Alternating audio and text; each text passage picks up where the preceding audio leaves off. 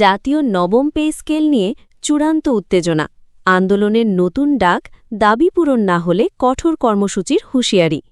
বন্ধুরা, বিস্তারিত আলোচনা যাওয়ার পূর্বে এখনও যেটা চ্যানেলটি সাবস্ক্রাইব করেননি, এখনই চ্যানেলটি সাবস্ক্রাইব করে বেল বাটনটি অন করে দিন।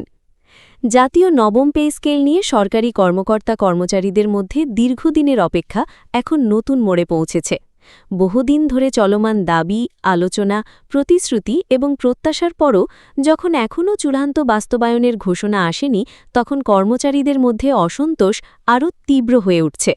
সাম্প্রতিক বৈঠক ও সংগঠনগুলোর বক্তব্যে পরিষ্কারভাবে উঠে এসেছে, নতুন বেতন কাঠামো নিয়ে তাদের প্রত্যাশা এখন আগের চেয়ে অনেক বেশি জোরালো। সরকারি চাকরিজীবীদের একটি বড় অংশ মনে করছেন, বর্তমান অর্থনৈতিক বাস্তবতায় নতুন পে স্কেল এখন আর বিলাসিতা নয়, বরং প্রয়োজনীয় দাবি। সম্প্রতি বিভিন্ন কর্মচারী সংগঠনের বৈঠকে নবম পে স্কেল নিয়ে জোরালো আলোচনা হয়েছে। সেখানে বলা হয়েছে, দীর্ঘদিন ধরে বেতন কাঠামো হালনাগাদ না হওয়ায় কর্মচারীরা আর্থিকভাবে বড় চাপের মধ্যে আছেন।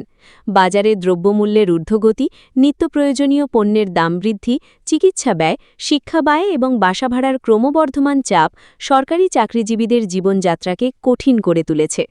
কর্মচারী নেতারা বলছেন, বর্তমান বেতন কাঠামো দিয়ে জীবনযাত্রার ব্যয় সামাল দেওয়া অনেকের জন্য কঠিন হয়ে পড়েছে। বিশেষ করে নিম্ন ও মধ্যম আয়ের সরকারি কর্মচারীরা সবচেয়ে বেশি চাপে রয়েছেন। এই বাস্তবতায় নতুন পে স্কেল বাস্তবায়নকে তারা সময় উপযোগী এবং জরুরি পদক্ষেপ হিসেবে দেখছেন। বিভিন্ন সংগঠনের পক্ষ থেকে জানানো হয়েছে, তারা দ্রুত সিদ্ধান্ত চেয়েছেন। তাদের বক্তব্য অনুযায়ী আলোচনার মাধ্যমে সমাধানই সবচেয়ে ভালো পথ। তবে দীর্ঘসূত্রিতা চলতে থাকলে কর্মসূচির পথেও যেতে হতে পারে, এমন ইঙ্গিতও দেওয়া হয়েছে।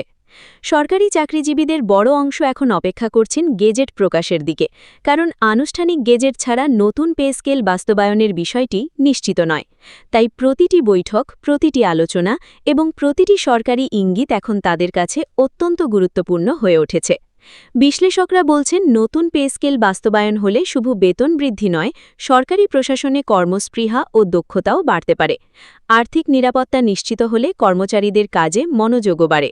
এটি প্রশাসনিক কার্যকারিতায় ইতিবাচক প্রভাব ফেলতে পারে। নতুন পে স্কেল নিয়ে আলোচনায় সবচেয়ে বড় প্রশ্ন হচ্ছে, সর্বনিম্ন বেতন কত হতে পারে এবং ভাতাগুলো কিভাবে পুনর্গঠিত হবে। কর্মচারীদের প্রত্যাশা শুধু মূল বেতন নয়, বাড়ি ভাড়া, চিকিৎসা, যাতায়াত এবং অন্যান্য সুযোগ সুবিধাতেও পরিবর্তন আসবে। এদিকে অর্থনৈতিক বিশ্লেষণে দেখা যাচ্ছে, নতুন পে স্কেল বাস্তবায়ন করলে সরকারের ব্যয় বাড়বে। তবে অনেক বিশেষজ্ঞ মনে করেন, কর্মচারীদের জীবনযাত্রার ব্যয় বিবেচনায় এই পদক্ষেপ দীর্ঘমেয়াদী ইতিবাচক ফল দিতে পারে। সরকারি মহলে এখনও বিষয়টি নিয়ে কাজ চলছে বলে বিভিন্ন সূত্রে ইঙ্গিত মিলছে। অর্থ মন্ত্রণালয় এবং সংশ্লিষ্ট বিভাগগুলো আর্থিক প্রভাব বিশ্লেষণ করছে। নতুন কাঠামো বাস্তবায়নের সম্ভাব্য সময়, বাজেটের সামর্থ্য এবং সামগ্রিক অর্থনৈতিক পরিস্থিতি বিবেচনায় চূড়ান্ত সিদ্ধান্ত নেওয়া হবে। কর্মচারী সংগঠনগুলোর বক্তব্যে একটি বিষয় স্পষ্ট, তারা দ্রুত অগ্রগতি দেখতে চান। তাদের মতে, দীর্ঘদিনের এই দাবি নিয়ে আর বিলম্ব হলে কর্মচারীদের মধ্যে হতাশা আরও বাড়বে। দেশের বিভিন্ন জায়গায় সরকারি চাকরিজীবীদের মধ্যে এখন আলোচনা একটাই, কবে আসবে চূড়ান্ত সিদ্ধান্ত।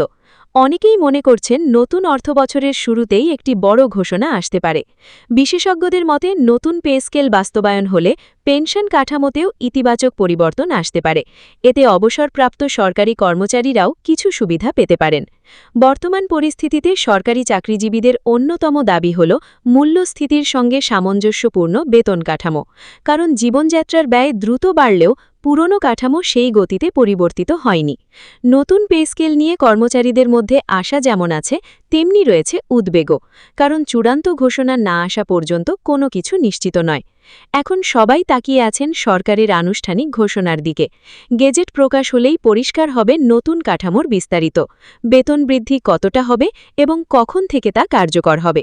জাতীয় নবম পে স্কেল এখন শুধু একটি প্রশাসনিক বিষয় নয়, এটি লাখো সরকারি কর্মচারী ও তাদের পরিবারের জীবনের সঙ্গে জড়িত একটি গুরুত্বপূর্ণ সিদ্ধান্ত। সবার প্রত্যাশা, দ্রুত সমাধান আসুক, নতুন কাঠামো কার্যকর হোক এবং সরকারি চাকরিজীবীরা তাদের ন্যায্য সুবিধা পান। এখন সময়ই বলে দেবে, এই দীর্ঘ প্রতীক্ষার শেষ কোথায় গিয়ে দাঁড়ায়।